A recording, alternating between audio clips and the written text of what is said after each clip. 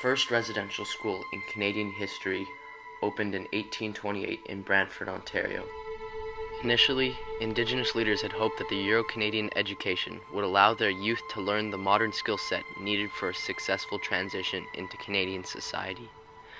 But the residential schools were funded by the Canadian government in an attempt to destroy Indigenous culture, as well as assimilate the Indigenous youth into the rest of Canada. The main purpose of the residential schools was to remove Indigenous youth from their homes, isolate them from the influence of tradition, language, and culture, or, as said by Duncan Campbell Scott, to kill the Indian in the child.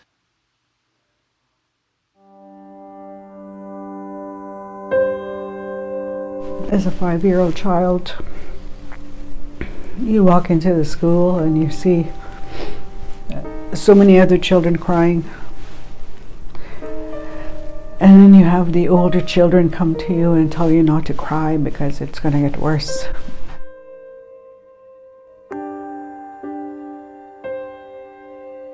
But to walk up those stairs and to hear this woman speaking like English and telling me like, get in that shower, wash yourself, wash everything off, wash off that brown skin. And there is soap, I don't know what kind of soap it was, but it burned. Like I remember the burn and the scrubbing and cry, like wanted to cry because it hurt.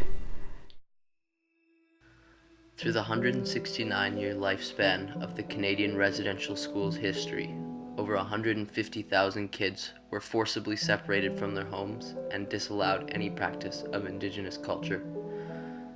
Children were brutally punished if they practiced their original culture or broke strict rules set in place. Survivors to this day still describe the residential school's ongoing physical, sexual, emotional, and psychological abuse as horrendous.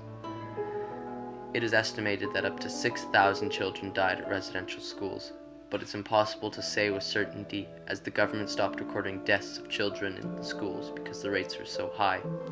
It was even said by Canada's first Prime Minister, Sir John A. Macdonald, that when the school is on the reserve, the child lives with its parents, who are savages. He is surrounded by savages.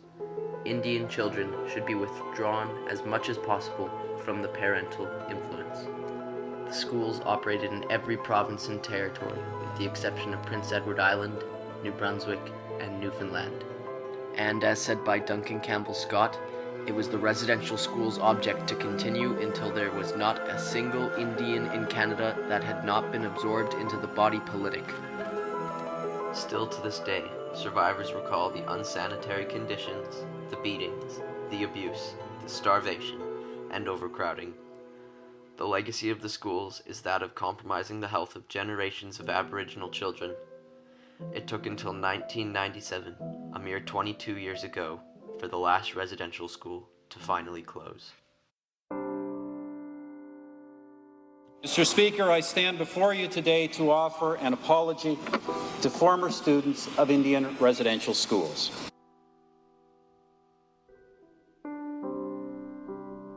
The treatment of children in Indian residential schools is a sad chapter in our history. Two primary objectives of the residential school system were to remove and isolate children from the influence of their home, families, traditions, and cultures, and to assimilate them into the dominant culture. These objectives were based on the assumption that Aboriginal cultures and spiritual beliefs were inferior and unequal. Indeed, some sought, as was infamously said, to kill the Indian in the child. Today, we recognize that this policy of assimilation was wrong, has caused great harm, and has no place in our country.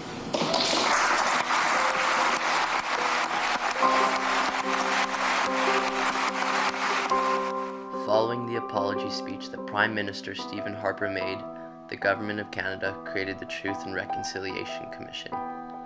The Truth and Reconciliation Commission was granted $75 million to travel across the country collecting testimony from over 6,500 participants and hosted 7 national events to engage and educate the public on the Indian residential school systems. As of December 18th, 2015, the Truth and Reconciliation Commission closed its doors and issued 94 calls to action and a 6-volume report.